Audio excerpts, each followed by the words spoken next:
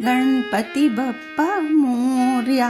ओम नमो भगवते वासुदेवा नमः। बोलो अनंत भगवान श्री लक्ष्मी नारायण जी की जय। सबसे पहले हम बात करेंगे कि गणेश जी को भादो मास की चतुर्थी को स्थापित कर अनंत चतुर्दशी को विसर्जन क्यों किया जाता है, जिसकी अंतर कथा इस प्रकार है। हिंदू धर्म ग्रंथों के अनुसार ऋषि वेद व्यास ने गणेश चतुर्थी से महाभारत की कथा भगवान गणेश जी को सुनाई थी। भगवान गणेश जी बुद्धि और विद्या के देवता हैं। उन्होंने इस कथा को लगातार 10 दिनों तक बिना रुके लिखा।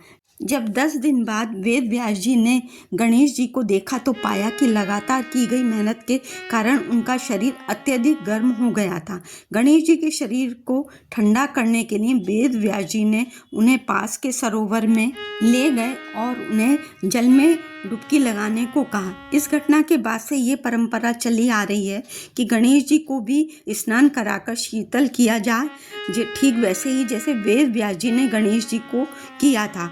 गणेश विसर्जन भगवान और भक्त के बीच एक आध्यात्मिक संबंध को दर्शाता है, जहाँ भक्तगण गणपति को उनके दिव्य निवास कैलाश पर्वत वापस भेजते हैं। मान्यताओं के अनुसार विसर्जन के माध्यम से भगवान गणेश भक्तों के सभी दुखों और बाधाओं को अपने साथ ले जाते हैं। बोलो गणपति बप्पा मोरया। ये तो हुई गणपति विसर्जन की बात। अब हम भगवान अनंत विष्णु भगवान के बारे में जानेंगे।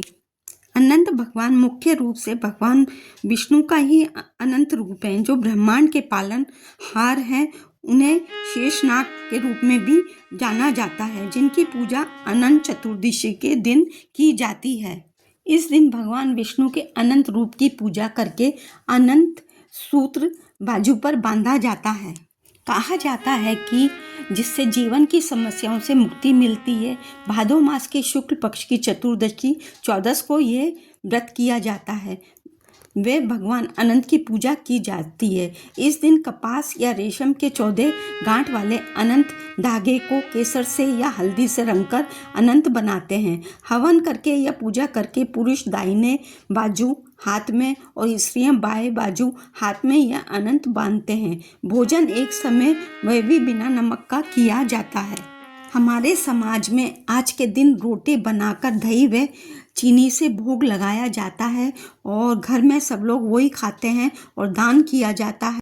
पौराणिक कथाओं के अनुसार भगवान विष्णु ने सृष्टि के आरंभ में 14 लोकों तल, अतल, वितल, सतुल आदि की रचना की थी और इन लोकों की रक्षा के लिए वे 14 रूपों में प्रकट हुए थे, जिससे वे अनंत प्रतीत हुए। इस दिन के व्रत करने का महत्व श्री कृष्ण जी ने युधिष्ठिर को बतलाया था, जिस व्रत को करके उन्होंने अपना राजपाट वापस पाया और कष्ट मुक्त हुए। ये पूजा व व्रत स्त्री पुरुष सब कोई कर सकते हैं। अनंत चतुर्दशी की प्रचलित अंतर कथा के अनुसार सतयुग में सुमंत नाम के एक ब्राह्मण थे। उनकी पत्नी दीक्षा भृगु जी की कन्या थी। उनकी एक कन्या हुई जिसका नाम शीला रखा गया। छोटी अवस्था में शीला की मां मर गई। ऋषि ने दूसरा विवाह कर लिया। शीला जब बड़ी हुई तो कौंडिल्य नामक ऋषि से उसका विवाह हुआ। विमाता ने दहेज में कन्या को कुछ भी धन धान्य न दिया और उसे विदा कर दिया। राह में यमुना किनारे स्नान करने के लिए ऋषि ने रथ रोका तो शीला भी नदी तट पर स्नान करने लगी। वहां देखा कि अनेक स्त्रियां कुशा की नागशैया पर जनार्दन भगवान की प्रतिमा स्थापित करके पूजा कर रही हैं। उन स्त्रियों ने केसर में रंगकर डोरा हाथ में बांधा और आरती कर भगवान की प्रार्थना की। ब्राह्मण को भोजन कराया और स्वयं भी प्रसाद लिया। शीला ने भी उनके साथ पूजन करके अनंत बांधा।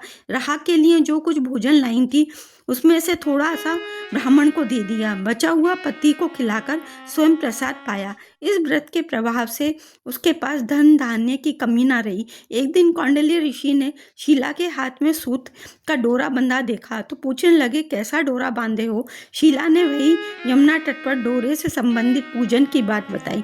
ऋषि ने डोरा तोड़कर अग्नि में डाल दिया। शीला ने उसे झट निकालकर दूध से धोकर रख लिया। इस तिरस्कार से अनंत भगवान कुपित हो गए। शीला के घर में आग लग गई, सब कुछ नष्ट हो गया। ऋषि बहुत दुखी हुए। शीला ने कहा, आपने अनंत भगवान का निरादर किया, इसी से ये अनिष्ट हुआ है। ऋषि घर से निकलकर जंगल जंगल घूमकर अनंत भगवान को ढूंढने लगे, परंतु अनंत भगवान को कहीं न पाकर दुखी हो वे फांसी लगाकर मरने को तत्पर हो गए। तो उसी समय ब्राह्मण के वेश में भगवान ने उन्हें दर्शन दिया और अपने साथ एक गुफा में ले गए। वहाँ ऋषि ने भगवान को दिव्य आसन पर बैठा देख अनेक मनुष्य अनंत भगवान का पूजन कर रहे थे। कौंडिल्य ने भी भगवान को प्रणाम किया, अपना अपराध स्वीकार किया। मैंने शीला का डोरा तोड़कर आपका निरादर किया और प्रार्थना की कि आप मेरा अपराध क्षमा करें। वहां उपस्थित साथी ब्राह्मण कहने लगे, तुम 14 साल तक अनंत भगवान का व्रत और पूजन करो तो तुम्हारे सब कष्ट दूर हो जाएंगे। देखते ही देखते वहां का दृश्य अंतर्ध्यान हो गया। कौंडिल्य जिस रास्ते आए थे उसी से वापस लौट पड़े। अपने घर पर आकर 14 वर्ष तक पति पत्नी दोनों ने अनंत भगवान का व्रत पूजन किया।